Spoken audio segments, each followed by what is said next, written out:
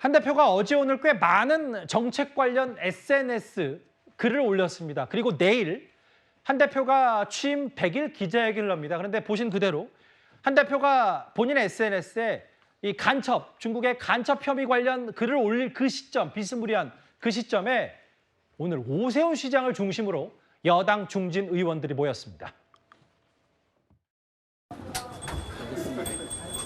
잘 지냈어요?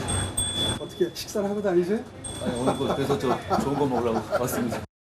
여의도 문법 안 쓴다, 용어 안 쓴다 그러셨던 분조차도 요즘에 말씀하시는 거 보면 여의도 문법에 지금 슬슬 젖어 들어가시는 것 같은데. 뭐 한동훈 후보의 어떤 셀카를 자주 찍는 모습을 비판을 하면서 오 시장 같은 미남이 셀카를 찍으면 이해가 가지만 이런 글을 굳이 붙이셨어요. 네. 네. 형님 잘생겼다고 칭찬해줘서 고맙습니다. 아, 이렇게 문자를 보냈더니 감사 인사 하셨군요. 그랬더니 한 30분 있다가 답신이 왔어요. 예. 광화문의 태극기는 지지합니다. 이렇게 한 줄 왔어요. 아, 그러세요? 아니, 뭐 시장 잘생겼다고 그러는데 고맙죠 뭐. 네. 한동훈 대표 취임 100일 기자회견 전날 네 사람이 만났습니다. 직함 생략하고 오세훈, 박형준, 김기현, 권영세, 이현정 의원님. 네. 정치적 리더십이 부재하다. 운동권 프레임에 휘말렸다. 대통령 비판한 겁니까? 한동훈 대표 비판한 겁니까? 저도 잘 모르겠습니다. 이게 지금 오늘 아침에 긴급히 지금 오세훈 서울시장, 박형준 부산시장, 그리고 이제 권영세, 김기현 의원, 그리고 나경원 의원도 원래 오기로 했는데, 그러니까 성명서에만, 그러니까 입장문에만 이제 동참을 하고 예. 자리는 참석하지 못했어요. 왜 갑자기 이들이 모였을까라는 걸 보면 지금 벌어지고 있는 당내 또 대통령실과 당 간의 어떤 이 갈등이 지금 굉장히 심각하다는 상황 아니겠습니까? 예. 근데 최근에 김태흠 충남지사나 홍준표 대구시장 같은 경우는 윤 대통령을 편드는 그런 입장문을 계속 내고 있고, 예. 그러니까 한동훈 대표를 공격하는 그런 입장을 내고 있습니다. 반면에 사실 이제 권영세 의원이나 김기현 전 대표 같은 경우는 소위 이제 친윤으로 분류되는 분 아니겠어요? 권영세 의원 같은 경우는 뭐 윤 대통령의 선배이기도 하고 꽤 가까운 분으로 알려져 있고, 지난번 당 대표 경선 때도 용산에서 아마 본인은 출마하라고 이렇게 권유까지 했던 그런 분입니다.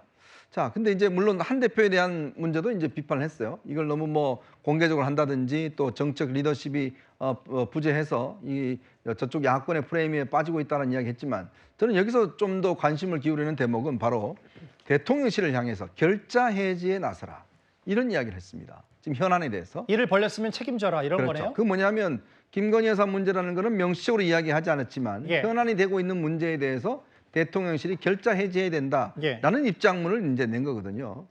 저는 이 부분에 좀 방점을 맞추고 싶습니다. 아마 지금 보면 그동안 뭐 친윤이라고 이야기했던 분들이 이제는 비윤, 비한 그런 입장에 좀 서고 있는 게 아닌가라는 생각이 들어요. 즉 윤석열 대통령 측도 아니면서 한동훈 대표 측도 아니면서 뭔가 당내의 어떤 중도적인 어떤 위치에서 지금 양쪽을 다 비판하고 지금 이 문제를 해결하는 촉구하는 용인데, 근데 내용적으로 보면 또 여러 가지 어떤 충격적으로 보면 저는 어떤 한 대표보다는 대통령실이 더 좀 무게감이 있지 않겠는가, 더 충격이 있지 않겠는가. 왜냐, 자기 편 들어줄 줄 아는 사람들인데 지금 대통령실을 향해서 결자 해지하라 라고 이야기를 하니까 조만간 있을 대통령의 어떤 이 임기 반환점 등등을 있으면서 거기에 따르는 뭔가 대통령실 입장을 요구하는 게 아닌가, 저는 그런 생각 듭니다. 그러니까 이현정 의원 말씀 굳이 나누자면 김기현 전 대표, 김기현 의원이나 권영세 의원이 최근 한동훈 대표 리더십에 관련해서 좀 비판과 쓴소리를 했는데,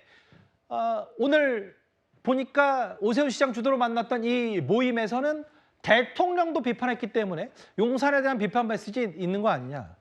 그런 거죠. 예. 믿는 도끼에 발등시키는 뭐 그런 형국이 아닌가 싶어요. 그러니까 6대4 정도로 윤 대통령에 대한 비판도 있다 이런 말씀하시는 그렇죠. 왜냐하면 대통령 입장에서 보면 나를 편들어야 되는 사람인데 왜 나한테 결자 해지하라고 그러지? 라는 아마 인상도 받을 수 있지 않을까 싶습니다. 특히 이제 오늘 저 모임 보면 서울시의 김병민 부시장도 배석을 했다는 건, 뭐 김병민 부시장 지금 오세훈 시장, 그럼 오세훈 시장 주도로 된 거 아니냐?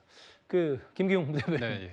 근데 나경원 의원이 메시지는 동참하는데 개인 일정으로 안 왔다. 네. 근데 나경원 의원도 사실 전당대회 돌이켜 봤을 때 뭐 친윤, 그래도 대통령 네. 쪽에 가깝다, 반윤을 자처하지 않았다. 네. 근데 그런 사람들이 대통령 메시지를 냈다. 그래서 이현정 의원이 저런 평가를 하신 것 같거든요. 저도 굳이 숫자로 표현을 하자면 6대 4로 저는 한동훈 대표를 좀 더 비판했다고 저는 보고 있는데. 아 반대네요. 미묘하게 다르네요. 4대 6대 4긴 4. 한데. 예. 근데 그 이유가 뭐냐면 이분들의 면면이고 모인 이유가 있다고 그럽니다. 예. 제가 취재를 해보니까 이분들이 이제 박근혜 전 대통령 탄핵 이후에 당이 갈라지지 않았습니까? 예. 자유한국당과 그다음에 바른정당으로 그런 과정에서 2019년 다시 통합을 했답니다. 재통합을 할 때 그때 나름대로의 역할을 했던 분들이 예. 그런 분들이 모여서 지금의 일련의 상황에 대해서 고민하고 저는 뭐 대통령실에 대해서도 쓴소리를 했고 한동훈 대표에 대해서 쓴소리를 했다고 보는데 여기에서 어떤 했을 때 주된 내용이 뭐였냐면 보수답게 여당답게 중심을 지켜야 된다 그런 얘기를 좀 했다고 그러더라고요. 그래서 그런 관점에서 봤을 때는 야당이 지금 엄혹하게 탄핵 얘기하고 있는데 지금 내부적인 부분에 대해 몰두하다 보면 저쪽을 도와주는 형국이 된다. 그런 내용이 좀 주된 내용이라고 하고 그 와중에 또 대통령실로 변화해야 된다. 그런 부분도 있었다고. 글쎄요. 두 분 평가 분석은 좀 달랐고 다만 뭐 여당의 중진 의원들이 지금 여당의 위기감을 공감하는 메시지는 좋은데 또 한쪽에서는 이 사람들이 이런 말 자격이 있냐 뭐 이런 비판도 동시에 나오는 모양입니다. 물론 뭐 정치라는 게 누구나 본인에 대한 목소리와 의견 개진을 할 수 있으니까 오세훈 시장도 뭔가 이제 참전을 했다. 다음 화면을 보겠습니다. 근데 홍준표 시장이 좀 사실은 최근에 SNS 활발해하고 있는데 김준욱 대변인님. 네. 옛날 얘기를 꺼내들었어요. 홍 시장이. 60 시절 노태우 정권 시절 황태자로 불렸던 박철원 전 장관. 노태우 전 대통령 선택 못 받아서 정계에서 퇴출됐다. 한동훈 대표를 비판하는 얘기를 했는데 이제 홍 시장의 이런 흐름이 오늘 오세훈 시장의 전면 등판과 맞물리면 어떤 판단을 할 수 있다고 평가하시겠어요? 그래서 지금 이제 홍준표 시장이 한동훈 대표를 워낙 뭐 줄기차게 그 공격을 해왔기 때문에 새삼스럽지는 않은 것 같습니다. 일전에는 뭐 원조 김여사 라인이 한동훈 대표 아니냐 이렇게 공격하더니 이번에는 이제 그 육공의 황태자였던 박철원 전 장관에 이제 대비를 했는데 예. 이 박철원 전 장관에서 잠깐 말씀드리면 노태우 대통령의 고종 사촌 처남이에요. 예. 그리고 그 노태우 대통령이 취임한 이후에 국회의원 뭐 또 정무장관 하면서 아주 승승장구해서 육공화국의 황태자다 이런 이제 애칭까지 얻었지 않습니까? 그런데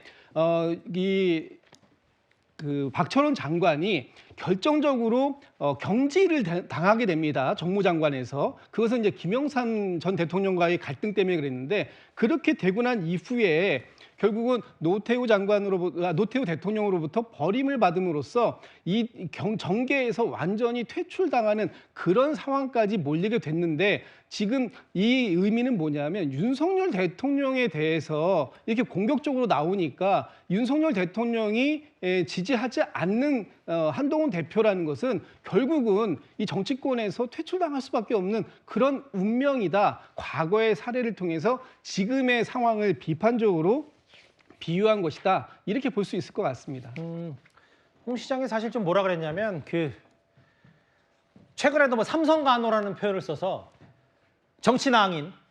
그러니까 옛날에는 뭐 친박이었다가 친윤이었다가 이제 친한으로 간 뭐 이런 비판을 한 모양인데 오세훈 시장도 한동훈 대표 취임 100일 기자회견 앞두고 이런 얘기를 했고 아마 내일 기자회견에서 기자들의 질문이 있을 것 같아. 한동훈 대표 오세훈 시장에 대해서 저 메시지 어떻게 생각하는지. 잠시만요. 제가 속보가 들어왔다는 사인을 좀 받았는데요.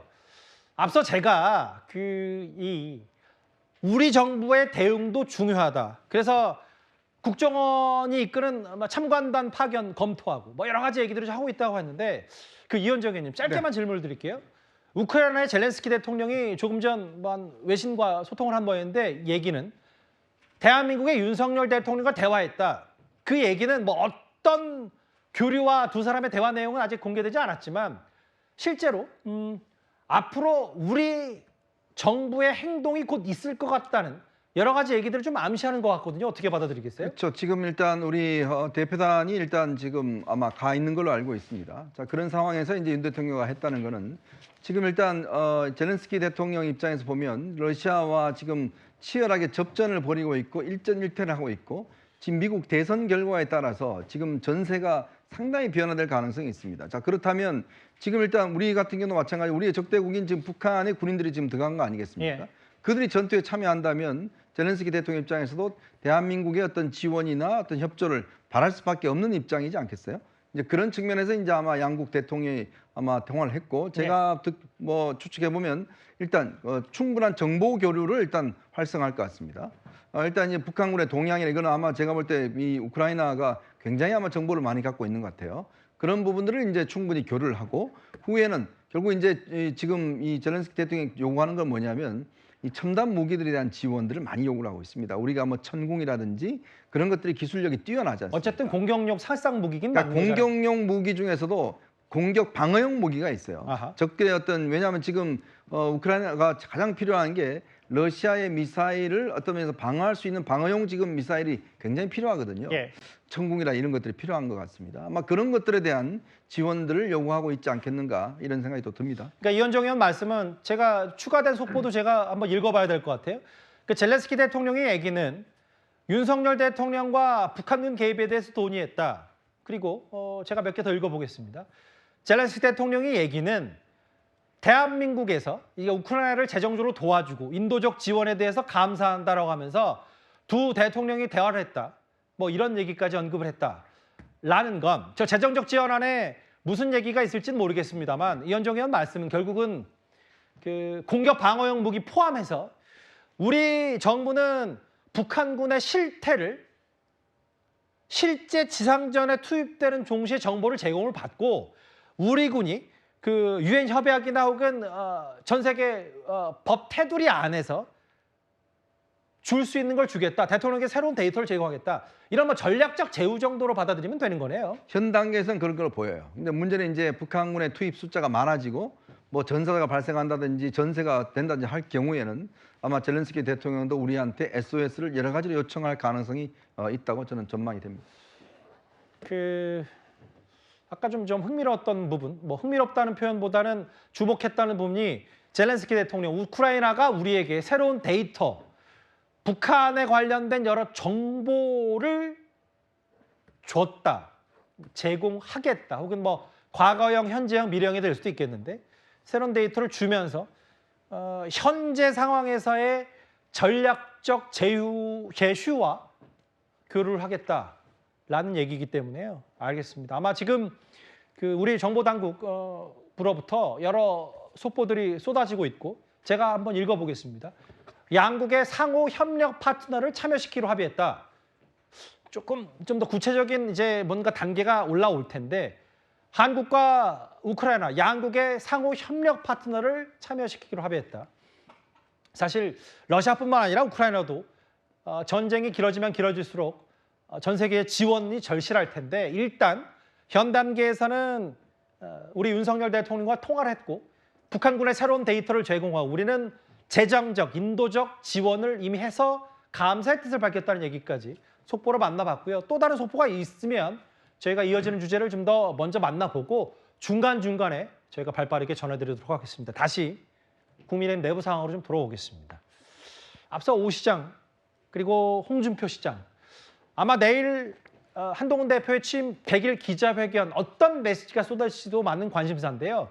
그런데 어제 그러니까 한 대표 취임 98일 만에서야 총선 백서가 공개됐죠. 이를 두고도 여전히 말들이 많습니다. 화면을 만나보겠습니다. 국가에서 불안정한 단정 관계가 소멸 원인이다. 평가는 백서가 하는 게 아니라 국민들이 하시는 거죠. 백서 내용이 국민의 평가인데 그걸 보고 국민이 평가해라 이런 것은 인정 그 백서 내용을 또 국민들이 평가해라 이런 이야기가 되잖아요. 네. 그래서 일종의 답이 질문을 질문으로 한 것 아닌가. 의원총회의 의장은 당연히 원내대표죠. 그리고 교섭단체의 대표가 원내대표고 이런 방식으로 당을 운영하고 있는데 물론 한동훈 대표는 조금 생각이 다른 것 같은데 우리 당이 지난 20여 년 이상을 그 당내 민주주의를 위해서 많은 선배들이 헌신해왔고 그 헌신의 결과거든요.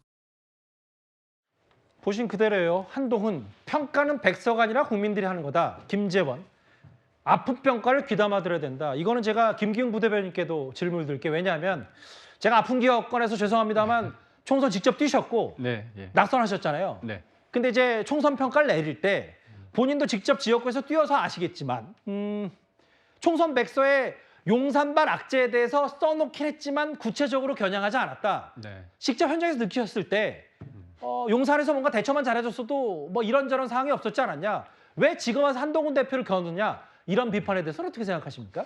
이번에 보면 백서 관련해서 보면 좀 두루뭉술한 부분이 많지 않습니까? 그러니까 대통령의 책임이다, 한동훈 대표의 책임이다 딱 떨어진 것보다는 불안정한 어떤 당정 관계, 그러니까 약간의 모두각이 된 것 같기도 하고 한편으로 볼 때는 양쪽에 대해서 뭔가 신경을 쓰기 때문에 뭔가 모호한 표현을 쓴 것 같습니다. 근데 저는 사실 국민이 이번 총선에 대해서 패인, 그러니까 국민의힘 총선에서 패한 이유에 대해서 다 알고 있다고 저는 생각합니다. 다만 이 부분에 있어서 저 백서를 만든 그 분들이 지금 생각하는 부분이 총선 과정에서 당정 관계가 원만하지 못한데 지금 상황이 그때와 크게 다르지 않습니다. 그렇기 때문에 그 문제를 불거지게 했을 때 아주 날이 선 상태에서 누구 책임이다 얘기했을 때 당이 심하면 쪼개질 수 있다는 약간의 어떤 위기감 그런 것들이 저는 좀 두루뭉술한 그런 어떤 표현으로 나왔다고 보고 있습니다. 그리고 굳이 얘기하지 않아도 뭐 한동훈 대표도 그렇고 대통령도 총선 이후에 입장을 내지 않았습니까? 그런 관점에서 봤을 때 저는 이 부분에 대해서 과하게 의미부여를 해서 이 백서가 누구를 노린 것이다 이렇게 얘기하는 거는 도움은 되지 않는다. 근데 이제 뭐 두루뭉술할 거면 뒤늦게 이걸 왜 냈냐라는 비판도 있는 것 같고 이동학 의원님. 네. 이동학 네. 죄송합니다. 네. 제가 지금 글을 갑자기 잘못 읽어가지고요. 이종섭 황상무 이슈, 대파 논란 이런 것들이 뭐 현 정부의 실정들을 겨누고 있는데도 뭐 순화했다, 뭐 초안에는 뭐 상당히 뾰족하게 돼 있었는데 실제로 이렇지 않다. 아까 이제 김기웅 대변인 말씀 총선을 직접 뛰어보셨지만 그런 이슈가 있어도 이제 중요한 건 봉합이다라고 표현하셨는데 상대당으로서 어떻게 받아들이시겠어요? 그러니까 저 논란들이 첫 번째 이종섭 황상무 이슈부터 한 5번째까지가 대통령과 관련된 이슈예요. 그리고 조국 신당 출연은 저것은 외부 요인이죠. 그리고 마지막에 또 결국엔 당정 갈등이라고 하는 게 결국 다 윤석열 대통령과의 이 관계 속에서 나왔던 것이었거든요. 저는 이제 이 백서가 나왔을 때 쭉 읽다가 어떤 느낌이 들었냐면 이게 짜장면도 아니고 짬뽕도 아닌 느낌인 거예요. 맛이 아예 어떤 뭐 맹탕이라고 해야 될지 아예 확실한 어떤 목표 지점이 무슨 음식을 만들고자 했는지에 대해서 전혀 느낌이 안 오더라고요. 이거는 다시 얘기하면 총선의 결과, 민심의 결과를 대통령이 거부하고 있듯이 이 거부하면 안 되는 그런 민심을 어찌 보면 당에서 그것을 원인을 밝혀서 새로워지기 위해서 만드는 그 백서조차도 민심을 거부하는 것이 아닌가? 약간의 오독을 하고 있는 것이 아닌가? 국민의힘이 멀었다 이런 생각이 들었습니다. 알겠습니다. 갑자기 제가 이름 크게 외쳐서 죄송해요. 괜찮습니다. 저도 깜짝 놀랐어요. 제 스스로. 알겠습니다. 총선 백서 관련된 여러 뒷얘기 그리고 취임 100일 전날 한동훈 대표의 취임 기자회견 100일 기자회견 전날에 오세훈 시장의 의미심장한 메시지 얘기까지 국민의힘 내부 상황 하나하나 살펴봤습니다.